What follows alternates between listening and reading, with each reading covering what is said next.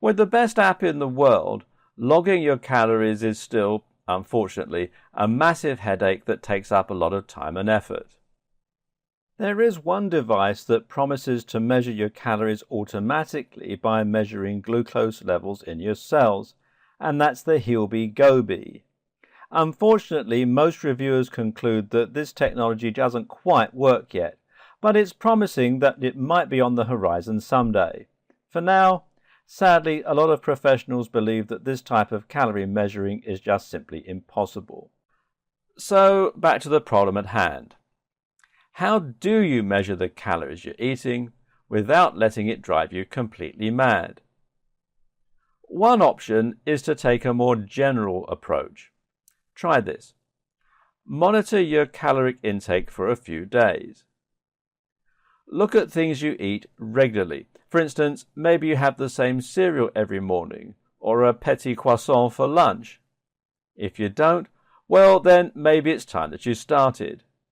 Eating consistently makes it much easier to track your calories as well as to find a routine that works for you. Now, what you're going to do is simply look for the biggest calorie culprits that you can cut out or swap. If that chocolate cereal is full of sugar, then you might just want to swap it for something a little plainer, like some oatmeal. Likewise, you can swap out your soda drink for water. This is an area where a lot of calories tend to sneak in under the radar. Of course, your dinners are going to vary, but if your breakfast and lunch are fairly consistent, then you'll know how many calories you have left to spend come the evening. This means you can simply try to avoid consuming anything that will represent a massive calorie dump. For me, it was pizza. I never realized, until I took the time to look, that the pizzas I ate often contained 500 to 700 calories. As my AMR is 2,200, that was a massive amount for me to spend on dinner. Pie and chips night was even worse. So the solution was just to cut those out, or at least to eat them less often, really simple.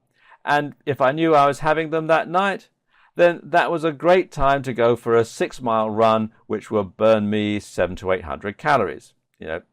You see how this works. The point here is that it doesn't have to be precise or exact. Just measure enough to get a general idea and then afford yourself a little flexibility to try and avoid driving yourself completely insane. Another thing to consider in respect of all this is that there is no way that you can possibly learn your exact calorie intake or burn.